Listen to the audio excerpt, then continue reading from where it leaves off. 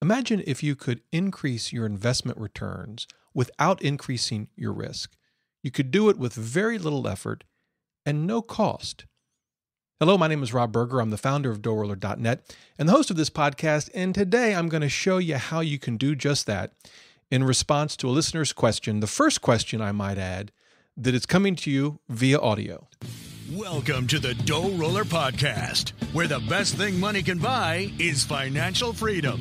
We help you make more, spend less, and invest the rest. And now your host, Rob Berger. Whether you're just starting out, buried under a mountain of debt, or well on your way to financial freedom, this is the podcast to help you take your finances to the next level. Hey everybody, hope you're having a great day. Well, it didn't take long. As soon as I put out there the idea that you could leave me a voicemail message with your question, I started receiving voicemail messages and love to get them. It's fun to listen to them, to hear your questions. I'm going to respond to the first one today. So in just a few minutes, I'm going to play the question for you. A great way for you to kind of share your question or the topic you want discussed, in your own words, in your own voice, and hopefully it'll be a lot of fun. Hopefully you guys will keep sending them in. Again, you can do that at DoughRoller.net/voicemail, all one word. And as I've mentioned before, if you record something, you mess it up, you don't like it, whatever, you can delete it and start all over and get what you get, not do what I just did, stumble over yourself. You can get your question just perfect before you send it to me. So keep those coming. If you emailed me in the past, don't worry, I'm getting to those emails as well. I've got several planned even in the upcoming week. And so we'll be mixing up the email questions with the voicemail questions, but a voicemail is a way to get your question answered much, much sooner. And you can leave a voicemail message at DoughRoller.net/voicemail. And so that'll be great. Also, as I mentioned in the last podcast, I have set up a way in response to a number of emails, a way for you to support the show if you want. You can just go to DoughRoller.net/support, and then through PayPal, you can set up a monthly contribution for just a few bucks or, more. But that's at DoughRoller.net/support. With that, I want to get right to our very first audio question. Hope you enjoy it. Here it is. Yes, Rob. This is David from Round Lake, Illinois. I'd like to know what type of funds, ETFs, should I have in a regular tax brokerage account to reduce my taxes? I currently have stock ETFs and a Vanguard Balance Fund in it. Am I doing okay? Thank you. Well, David, that is a great question, and it brings up even sort of a broader topic, and that is one of what's called asset location. You own stocks, you own bonds, mutual funds, ETFs. What type of accounts should you keep? What investments? As to David's question, what investments are good for a taxable account? What kind of investments should you have in a retirement account? Now, as I've mentioned before, I'm not a tax expert. I don't play one on TV. I did not sleep at a Holiday Inn Express last night, but I can give you my views on this topic and a lot of resources that you can follow up on your own if you want. In fact, a lot of detailed resources that I'm going to give you today if you really want to dive deep on this issue. So I'll walk through kind of the issues, how I approach it, some things that I have learned, and give you some resources. And hopefully that'll help you make decisions for your investments that are best for you. Now, I know what you're thinking. Asset location. Boring. I know, it is kind of boring, right? Except that it can add great value to your investment returns. If with the right asset location, with the right investments in a taxable account versus a retirement account, studies have shown that you can, if you do it right, you can increase your after-tax returns, which is ultimately what we're after, your after-tax returns by somewhere between 10 and 50 basis points, 0.1 to 0.5%. And as if you've followed this podcast at all, you know that while those may seem like small numbers, multiplied over a lifetime of investing, it just turns into a big pile of cash is what it does. So maybe not the sexiest of topics, at least to me, except that it really matters to the bottom line. And so it's really important. And we don't have to overcomplicate this. Again, I'm going to give you some resources so you can overcomplicate it if you want, because there are some complications here, but we can still keep it relatively simple. At least I think we can, and that's what I'm going to try to do. And ultimately, we're talking about asset allocation and tax efficiency. What is tax efficiency? What are we even talking about? Well, here's how I look at it.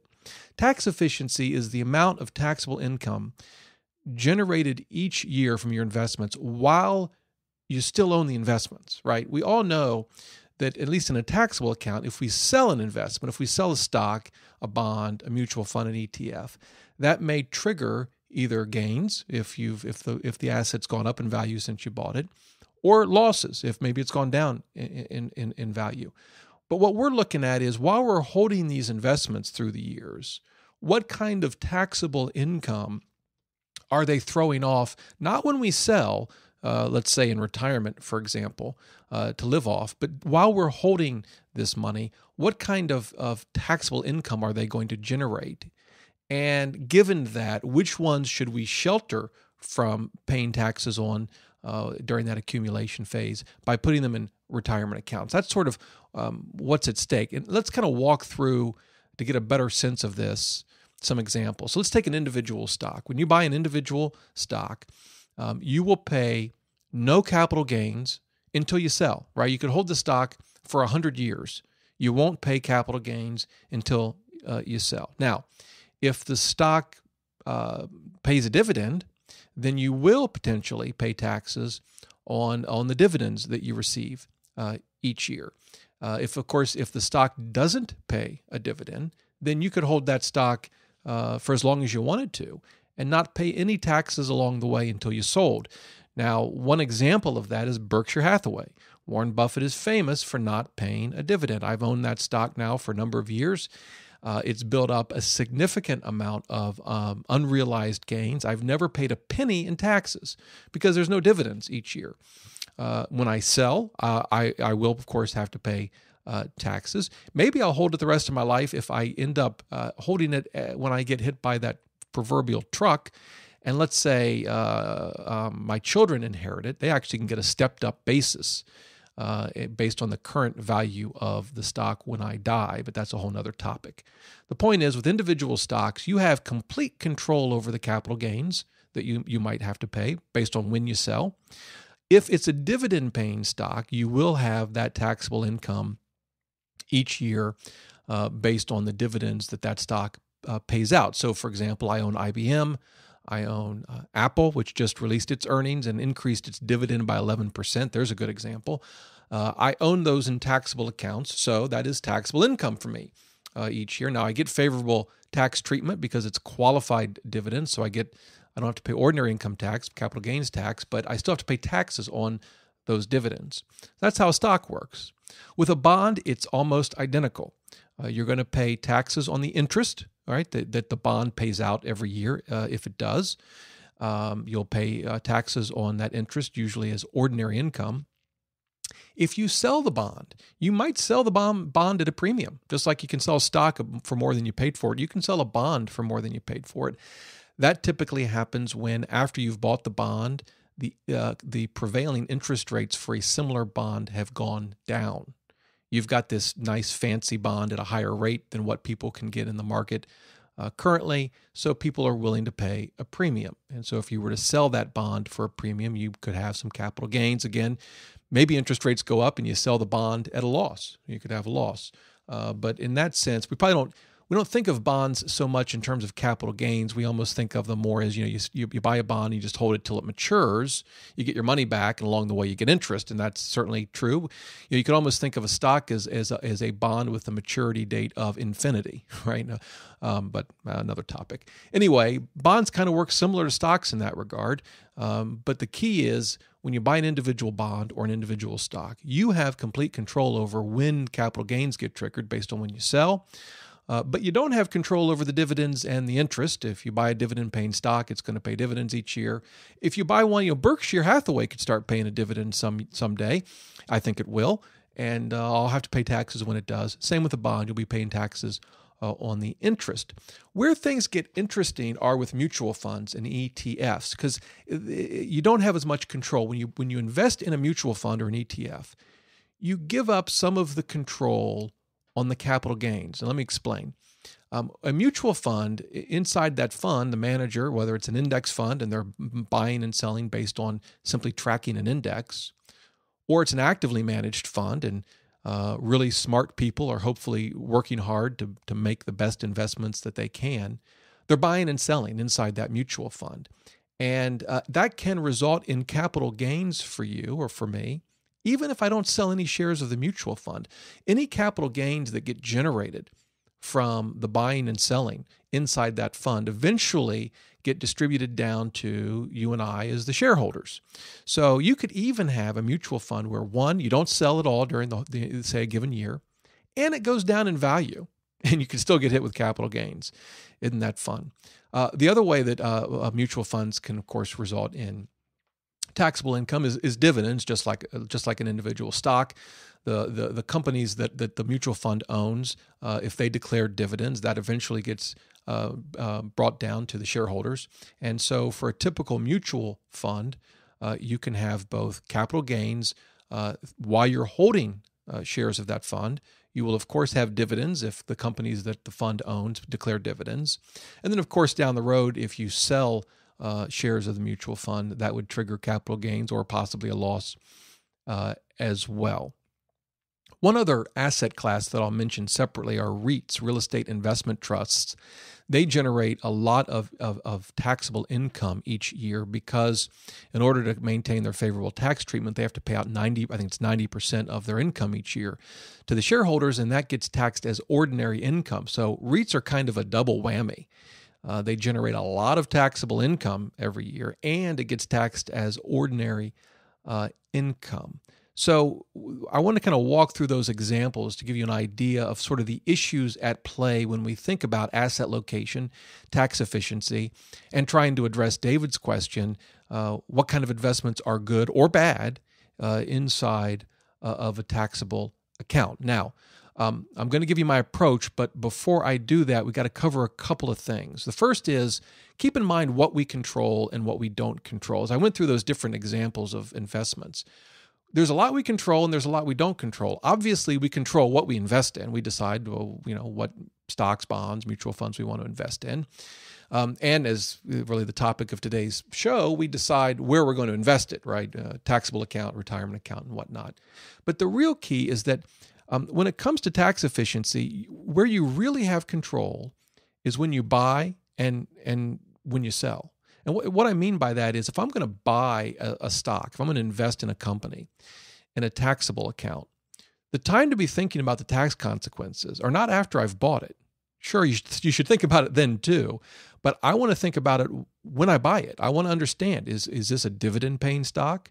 What's the dividend yield? What percentage of my investment is going to come back to me in dividends each year?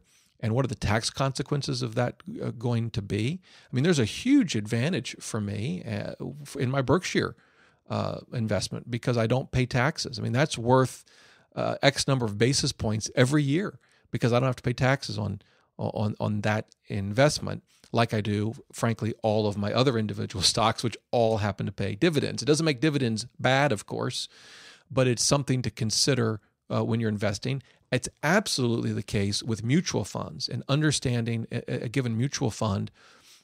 Is it tax efficient? Now, I'm going to give you some sort of rules of thumb on that and some tools so you can figure that out. So I'm not going to leave you high and dry on that and just tell you, you need to think about mutual funds. I'm going to kind of walk you through how you can do that and some tools to help you. So don't worry about that. But the key is you really need to be thinking about these decisions when you buy and, of course, when you sell. I mean, in my taxable account, the tax consequences of a sale absolutely do affect my investment decisions. Now, I'm not going to hold on to a bad investment just because of the tax consequences.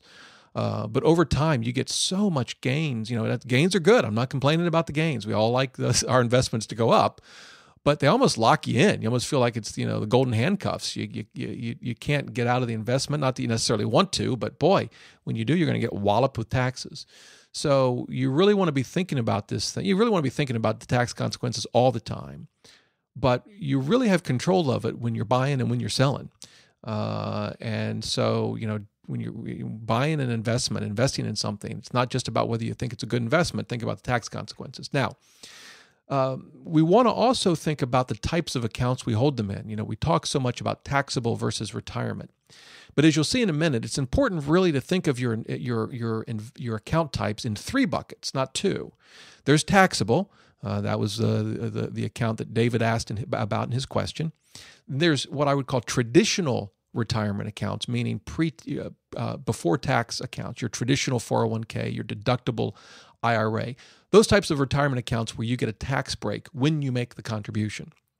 Then the third bucket are Roth accounts, Roth 401ks, Roth IRAs. I think it's important when we think about asset location, at least when I think about it, this is how I do it. I think of those three buckets. I don't lump Roth and traditional accounts into just the overall retirement bucket. I separate them. And there's an important reason why. Remember, with traditional accounts, you get a tax break when you make the contribution. The money stays and grows tax deferred, and then when you retire and start taking money out, you get taxed at ordinary income rates, tax rates.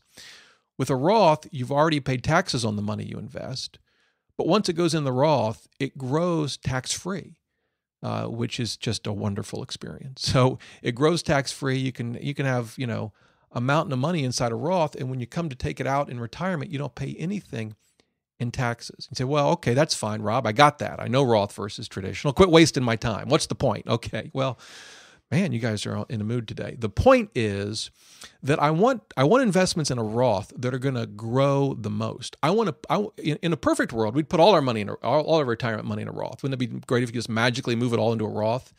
Of course, we can't do that. So when I think about the types of investments I want in a Roth, I want the kind of investments that I think, there's no guarantees, but based on expected returns, are going to turn into the biggest pile of cash I could possibly have. So for example, the last thing I would want to put in a Roth is a certificate of deposit. Oh my goodness.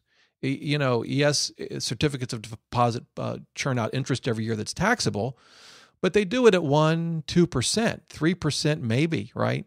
I don't want that in a Roth. I want an investment that's going to grow by 8%, 10%, 12% if there is such a thing, so that I build this big mountain of money inside my Roth that when I'm retired, I can take out tax-free. So that's why I think it's important to think about asset location in not just two buckets, taxable versus retirement, but three buckets: taxable, traditional retirement accounts, and Roth retirement accounts. And with that, let me tell you my approach. Now, I will say that I have like $2,000 in a Roth account right now, so it's not a very significant part of my strategy for me personally. I don't qualify for a Roth IRA. I'm working on the backdoor Roth with my wife. Long story there. I've talked about it in the past, but in any event, this is the approach I use. Certainly, the approach I would use if I had more investments in a Roth than I do. So what would I put in a Roth? I would put sort of the high risk, high return investments in a Roth. So if I had exposure to emerging markets, for example, those are the funds that can be up 70% one year and down 40% another, but they can be very tax inefficient depending on the type of fund you're in. But these are investments that over the long term, one might expect to do very, very well over the long term. I would put that kind of investment in a Roth if I had more money in a Roth to do that. I might, if I were slicing and dicing my portfolio and had a small cap value fund, type of thing, that would probably go into a Roth. I might put a REIT in a Roth. Depending on what I thought that might do in terms of expected returns. But the point is, I want to look at my asset classes, and if I've got investments that I think are going to, they may be very risky, they may be volatile from year to year, but I think long term are going to outperform my other asset classes. Those would go in a Roth. That would be my approach. That's number one. All right. What about traditional retirement accounts? Well, I would tend to put investments that I view as tax inefficient. That in other words, that while I'm holding them, tend to generate a lot of taxable income from year to year. What would that include? Well, it would certainly include REITs to the extent that I didn't put them in my Roth. REITs would be the first thing I'd put. I've never owned a REIT in a taxable account, and I can't imagine ever doing so. They're just too tax inefficient. So REITs would be in there. Bonds would be in there as well, although there are some caveats to that I'll talk about in a minute. But bonds put off interest every year, so I'd have bonds in there with some caveats that I'll talk about in just a minute. If I had actively managed mutual funds that had high turnover, meaning they bought and sold a lot of their investments every year, and that generated a lot of capital gains each year. And I'll show you how to figure that out for your investments in just a minute. Those for me would go in a traditional retirement account as well. And then for my taxable accounts, for me it would be I tend to keep my individual stocks in my taxable accounts, although I do own some in an IRA, more because that's just how it played out with the money I have spread between taxable and retirement. But the thing about holding individual stocks in a taxable account, sure, I pay dividends each year, but I have 100% complete control over the capital gains. And yes, I pay some taxes on the dividends. My portfolio of stocks, I think, has a dividend yield of, I have to look it up, 2% maybe, 2.5%. So I bite the bullet on that. I keep individual stocks in my taxable account. I keep index funds because index funds, from our good friends at folks like Vanguard, tend to be very tax efficient. I mean, last year I owned a small cap, and a mid cap in Vanguard in my taxable account, and they didn't generate any capital gains at all. Of course, I had dividends that I had to pay, same as with individual stocks, but tend to be very tax efficient.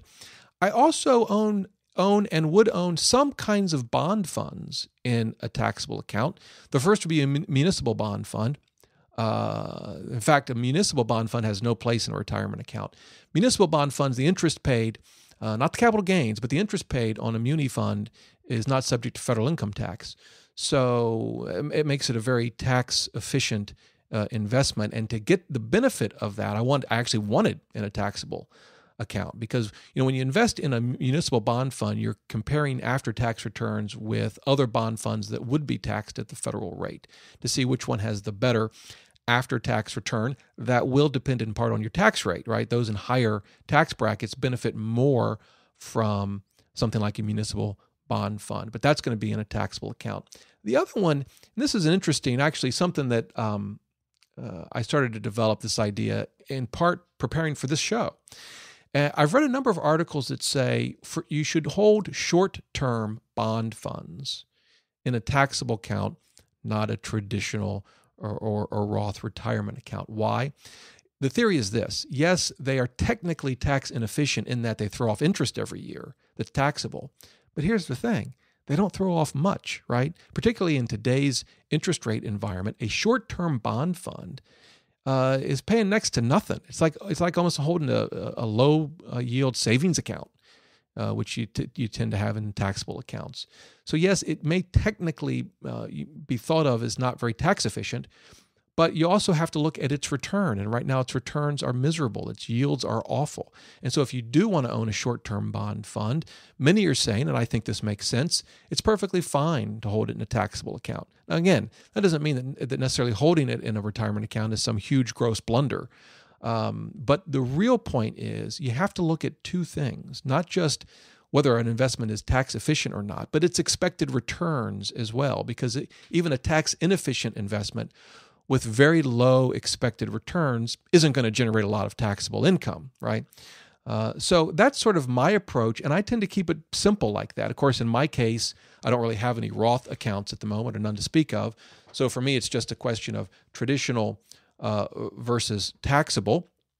And again, for the traditional retirement accounts, I've got my REITs, I've got bond funds, I have some foreign funds that are actively managed, like Dodge and Cox. Part of that, by the way, there's another factor, and that's the practical factor. I mean, why do I own Dodge and Cox in my retirement accounts? Well, one of the reasons is because it's one of the best available funds in my 401k.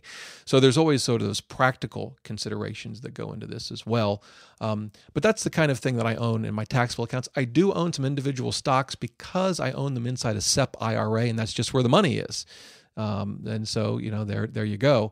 In the taxable account, I've got index funds from Vanguard that are very tax efficient. I have a municipal bond fund, again from Vanguard, very tax efficient, individual stocks.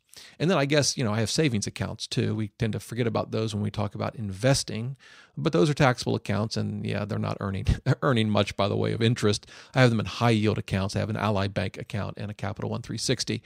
And they pay me peanuts on the dollar, so not much, but it's in a taxable account. So that's my approach. And I think it's pretty simple, straightforward, very easy to manage. And, kind of once you get it set up, frankly, I don't even really think about it much. There it is. As I mentioned, though, it can get a little more complicated. Like I talked about, the idea of short-term bonds might be better in a taxable account because the yields are so low, right? And we talked about, yes, index funds are good in taxable accounts, but actively managed funds with lots of turnover, meaning they buy and sell a lot of their investments on an annual basis, might be better in a retirement account. So in other words, it's not enough to just say, well, equities should be in a taxable account. No, not necessarily. And it's not just enough to say, well, bonds should always be in a retirement account. Well, as we've kind of talked about, well, no, not necessarily. I've kind of walked through the reasons. I hope that's, understandable. But what I thought I would do is give you some resources, and I want to talk through a tool. As I do that, a couple of things to keep in mind. One is the experts disagree. You can find studies that say you should do one thing versus another. I think the basics most experts tend to agree on, but the experts can disagree.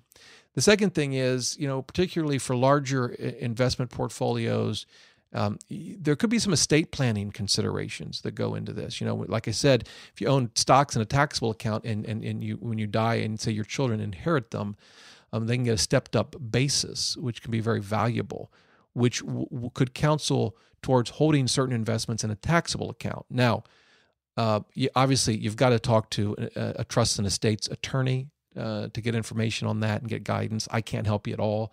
I am, by the way, going to have on the show, I'm pretty excited about this, the attorney, her name is Pamela, that prepared my wife and I our wills and our trusts to talk about just high-level things as it relates to trusts and estates and wills and all that sort of thing. She will be on the show, I think, soon. But obviously, even in that interview, she's not going to be giving any legal advice. You're going to want to consult with professionals. But I mention that because I think estate planning can play a factor in the asset location question. The other thing to keep in mind, and then we'll turn to the resources, is that not every situation is created equal. Tax rates matter. Someone in the highest tax bracket is going to have different considerations than someone in the lowest tax bracket. In fact, someone in the lowest tax bracket might not have to pay any taxes on qualified dividends and capital gains. But even someone in a middle level tax bracket is going to have different considerations than someone in the upper bracket. Where you live, state taxes are going to be different. And so you may live in a state that's just crushing you with taxes. And these issues become even more important. So not every situation is created equal. Now, what I'm going to do, I have a number of resources that I'm going to leave in the show notes. You're going to find those at DoughRoller.net/podcast 175. This is the 175th episode, if you can believe that, of the DoughRoller podcast. So I've got articles from Morningstar, great article from Morningstar. I've got a great article from Michael Kitzes, who is a certified financial planner and writes some fabulous content on his site. That's spelled KITCES.com if you just want to check out his blog. But I'll link to the specific article in the show notes. I've got a study from Vanguard. I've got an academic paper. So, I've got stuff here. If you want to dive deep into this, have at it. I've got a great wiki article from the Vogelheads that walks through this that I think is very helpful. So I all of those will be in the show notes, DoughRoller.net/podcast 175. What I want to go to now, and this is sort of the last part of the show, but it's important, is the more understanding. You hear all this, you say, "Great, Rob, I've got some mutual funds. I want to understand, are they tax efficient or not? How do I know? How do I figure that out?" Well, Morningstar to the rescue. So I want to talk about some tools, and I'm going to even look at some specific mutual funds to give you a flavor. I'm going to start with the Vanguard 500 Index Fund Admiral Shares. The ticker is VFIAX. Great fund. I own it or have owned it in the past. If you go to Morningstar, and you'll see at the top a box where you can type in the ticker, and then it says quote next to it. So you just type in VFIAX.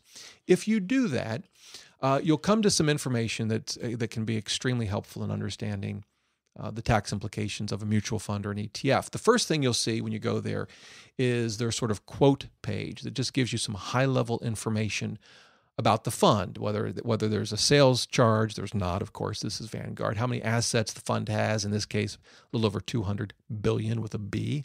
Expense ratio, 5 bips, 5 basis points, really low. And then something called turnover. We've talked about it. In this case, 3%. So in other words, the fund sells 3% of its portfolio every year and then reinvests that money in something else. 3% is really, really low. And that makes sense because this is an index fund. The only reason they're going to be buying and selling generally is to simply make adjustments so that they can continue to track the index. So turnover ratios for an index fund, particularly something like the S&P 500, should be really, really low. Now, the lower the turnover ratio, the better, right? Because remember, when they're buying and selling, that can generate capital gains for shareholders of a fund that eventually get paid down to us each year. And so the lower the turnover, the less chance for capital gains. The other thing, by the way, is the lower the turnover, the less in transaction costs. Remember, mutual funds incur transaction costs when they buy and sell, and those transaction costs are not, I repeat, not reflected in the expense ratio. They're on top of the expense ratio. So the turnover actually is important for a couple of reasons, not just taxes, but also expenses. Now, you might be saying, okay, I got that, Rob, but how do I know, what's 3% translate to? How does that work? And that's only capital gains. I have to pay tax on dividends too. Well, no worries. Again, Morningstar to the rescue. You will see when you look at a fund, a tab in Morningstar for taxes. It just says tax. And if you click on that tab, and I'm doing that for the Vanguard fund, it will give you some great information about taxes. On a 1 month, 3 month, 6 month, year to date, 1 year, 3 year, 5 year, 10 year, 15 year, if it's been open that long, and since inception, it'll show you the pre-tax return, the tax-adjusted return, how that compares with other funds in the same category, and then something called the tax cost ratio. Now let's walk through those. Obviously, the pre-tax return is just the pre-tax return. 10-year return, pre-tax return for the Vanguard 500 Index Admiral Fund is 8%. By the way, the 5-year return is 14.43%. Let's use 5 years because that's sexier. Who wants 8% when you can get 14.43%? So we'll use the 5-year. That's the pre-tax return. Then they do a tax adjustment to it. Now they have to make some assumptions. We'll talk about those in a moment. But they take out some taxes and they say, okay, what would your return be after you paid some taxes? And in this case, the 14.43% drops to 13.83%. Now, what Morningstar does in those adjustments is it does assume the highest federal income tax. So if you're in a lower tax bracket, the impact won't be as bad because you won't pay as much in taxes. But it's got to assume something, and Morningstar just assumes the worst. The other thing to keep in mind is that state and local taxes, of course, are not considered in this. There's no way Morningstar could do that, obviously. Taxes vary from state to state, and locality, local taxes vary, obviously, across the state. So important to keep that in mind. So it shows you, though, based on those assumptions, the after-tax return, and then it ranks it in the category. In this case, the percentage rank is, for the 5 years, is 12. The lower the number, the best. So if you were number 1, you'd be the most tax efficient in this category, which I'm not sure how they categorize it. Probably, I don't know if it's just U.S. equities or U.S. large cap. But in any event, you can get a sense of how this fund compares with other funds. Now, by the way, it's comparing its tax efficiency, right? So the number 1 fund doesn't necessarily mean it's the best investment, but it compares it to others in this category on tax efficiency. Obviously, to me, 12% is pretty good. And then it gets us to the tax cost ratio for the 5-year period. This fund it's 52.52, 52 basis points, just over 0.5%. What in the world does that mean? Well, it gives you an idea of how big a bite taxes take out of your returns. You can kind of think of it like an expense ratio, right? The lower the expense ratio, the better. Well, the lower the tax cost ratio, the better. One of the big things is that in the tax adjusted returns, they factor in sales charges. The tax cost ratio, sales charges aren't considered. So in effect, you can look at this to get an idea of the impact taxes will have without regard to sales charges. And in this case, it's 52 basis points. That's what the tax cost ratio is. So there you go. It's a very helpful resource. Now let's compare it a bit. Obviously, a Vanguard index fund, very efficient, one would expect. I compared it to Dodge & Cox International Stock Fund, a fund that I own, DODFX. Turnover ratio was a little higher, 12%, which still isn't bad. When you look at its tax page in Morningstar, we'll do 5 years as well. Its return isn't nearly as great over the last 5 years. It returned 8%, 7.99. Its tax-adjusted return, 7.17%. Its ranking in its category for the last 5 years, number 7, it's percent. So it's in the top 7%, again, for its category, international funds. So a fairly tax-efficient fund. I happen to own it in my 401k because that's one of my investment options. Again, that's where we have to sometimes deal with reality, right? And its tax cost ratio over the last 5 years, 76 basis points. So not bad. Now, let me compare that with what's got to be one of the worst mutual funds I've ever run across. Goldman Sachs, imagine that. Goldman Sachs Emerging Markets Equity C, GEMCX. You know what its expense ratio is? 246 bips. 2.46% is the expense ratio. Turnover, 114%. I wonder what it's paying in transaction costs. Remember, the expense ratio doesn't include the transaction costs. They're turning over all of their assets and then some every year, 114%. My goodness. If you go to the tax page, it's just ugliness. I guess what would you expect with a turnover percentage? But its ranks for the last 15 years, its percentage rank on tax-adjusted returns, 79. Not good. So there you go. Hopefully this tool will help you. It's helped me. After a while, you kind of just get a feel for it. You can look at the turnover percentage and just stop there. And, if it's 10, 15% or lower, you can expect generally a pretty tax-efficient investment, tax-efficient mutual fund. But you can obviously dive into the tax page on Morningstar for any of the funds that you own and check it out. So going back to David's question, he didn't mention what specific fund he owns. What I would do is a couple of things. I'd run it through this Morningstar tool to see how tax efficient it is. The other thing I would do is, if I've owned the fund for a while, actually look at what kind of taxes it's throwing off, taxable income it's throwing off every year. Am I getting hit with a lot of taxable capital gains each year? And what are the dividends? I mean, usually it's the capital gains that haunt you in an equity fund, unless you've got one that's very, very focused on high dividends. But I just look at my past experience with it. I did that once actually on a Vanguard fund, an international fund. This was years ago, over a decade ago. I was getting clobbered in taxes, so I got out of the fund. I went into it not appreciating the tax consequences. This was before I understood these important issues, and before I understood how to use Morningstar to assess the tax efficiency of a mutual fund.